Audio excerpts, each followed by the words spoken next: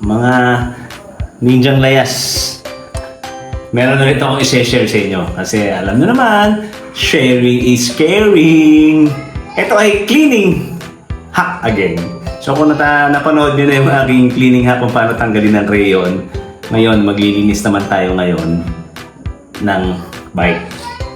So ang problema ko, noong isang araw kasi, meron akong bit-bit pero wala akong dalang bag. Ang ginawa ko, nilagay ko siya dito. Tapos nanghingi ako ng packing tape. Itinape ko dito. Ngayon, after ng ilang days, hindi ko siya nalinis. Yan. Yan na lang itsura na ngayon. Okay, so may mga residues ng tapes. Okay. Ang isa pa ring problema, susi ng motor, eto, pag ipinaplag kasi dito yan, so pag pinalag mo yan, hindi natin naiwasan, nagdudumi din ito. Okay. Yan. So, paano natin tatanggalin yan? Meron namang mga nabibiling sticker remover or kung ano-ano pang mga panglinis. Pero itong tuturo ko sa inyo, again, toothpaste. Readily available sa inyong bahay. Hindi na kayo kailangan bumili o gumastos ng kung ano-ano pang panglinis. The same dun sa paglilinis ng crayon sa wall, ang kailangan natin, again, toothpaste. Siyempre, pag magtutoothpaste ka, may dala ng toothbrush at basang-basahan pang wife mo. Okay? Turo mo ngayon, paano gawin?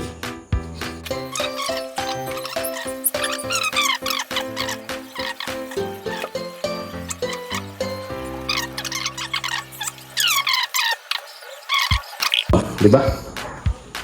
Linis. Tanggal na agad ang sticker. Okay.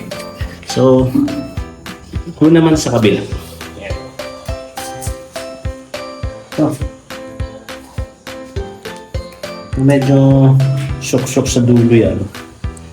Gagawin natin dyan, ilahir muna natin yung toothpaste dyan.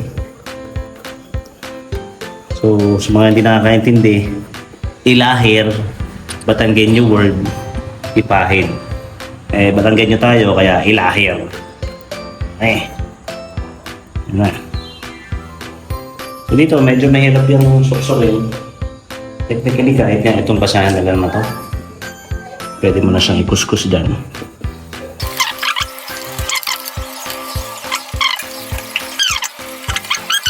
Okay. Ayos. Bye.